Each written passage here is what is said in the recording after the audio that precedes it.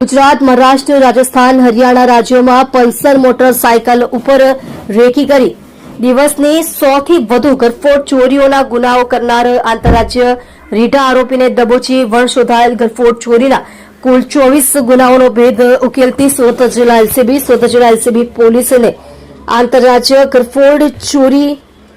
કરનાર જીમી ઉર્ફે દીપક બિપિન શર્માને પકડી પાડવામાં મોટી સફળતા મેળવી છે. ઘરફોડ આરોપી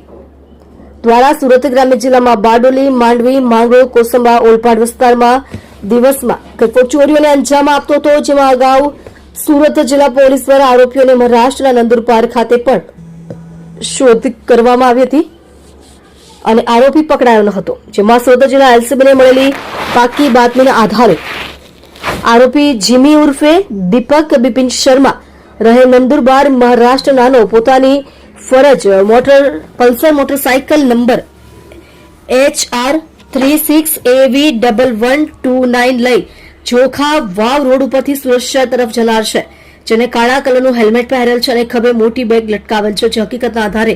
નાકાબંધી કરી આરોપીને મોટરસાયકલ પર લઈ પસાર થતા દબોચી લીધેલ અને તપાસ કરતા તેની પાસેથી ઘરફોડ ચોરી કરવાના સાધનો તથા રોકડ રકમ સાથે મળી આવતા આરોપીની સઘન પૂછપરછ હાથ ધરવામાં આવેલ, જેમાં આરોપીએ કબૂલ કર્યું હતું કે સુરત જિલ્લા વિસ્તારમાં ચોરી કરેલ સામાન, સોના ચાંદીના દાગીનાઓ